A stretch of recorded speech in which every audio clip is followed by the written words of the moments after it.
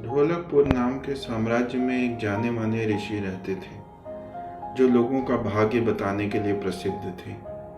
उस राज्य का हर व्यक्ति उन प्रसिद्ध ऋषि एवं उनके कौशल के बारे में जानता था। एक दिन उस ऋषि के बारे में वहां के राजा को भी पता चला।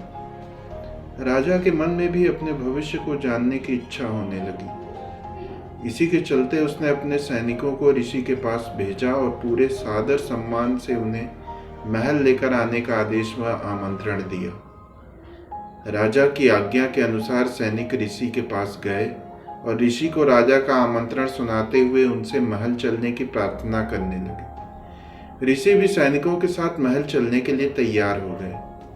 जब ऋषि महल पहुंचे तो राजा ने बड़े ही उत्साह से उनका स्वागत सत्कार किया और उन्हें अपने दरबार में सम्मान के साथ बैठाया। जब ऋषि ने थोड़ा आराम कर लिया तो राजा ने ऋषि के सामने अपने मन की इच्छा रखी और उनसे अपने भविष्य के बारे में पूछा। ऋषि ने राजा से उसकी जन्म कुंडली मंगाई और उसे ध्यान से देखने लगे। कुछ देर तक राजा की कुंडली देखने के बाद प्रसिद्ध ऋषि ने राजा को बताया कि भविष्य में उनका भाग्य आशीर्वाद भरा हुआ है और जीवन में सब कुछ अच्छा ही होगा। इस तरह ऋषि ने राजा के भाग्य के बारे में अच्छी अच्छी बातें बताई। राजा खुद से जुड़ी अच्छी भविष्यवाणी सुनकर बहुत प्रसन्न हुआ।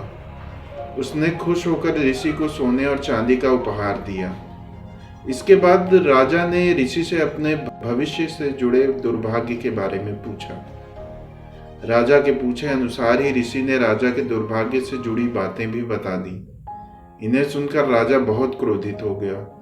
वह गुस्से में ऋषि पर चिल्लाने लगा और धमकाते हुए कहा कि इतनी बेतुकी बातें करने की आपकी हिम्मत भी कैसे हुई। राजा ने गुस्सा होते हुए अपनी तलवार निकाली और ऋषि की तरफ इशारा करते हुए कहा कि अब मुझे मेरी मृत्यु का समय बताओ। ऋषि समझ चुका था कि राजा अपना दुर्भाग्य सुनकर उस पर क्रोधित हो गया है। राजा की मृत्यु वाली बात सुनते ही वह शांति से कुछ गणना करने लगा।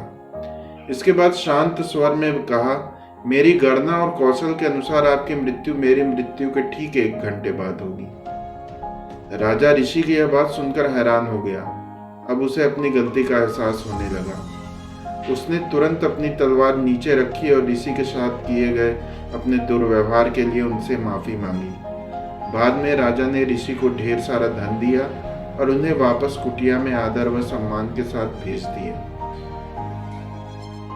इस कहानी से ये सीख मिलती है कि मुश्किल परिस्थितियों में भी हमें समझदारी से काम लेना चाहिए और मन को शांत रखना चाहिए। यह हुनर हमें हर परेशानी से बाहर निकाल सकता है।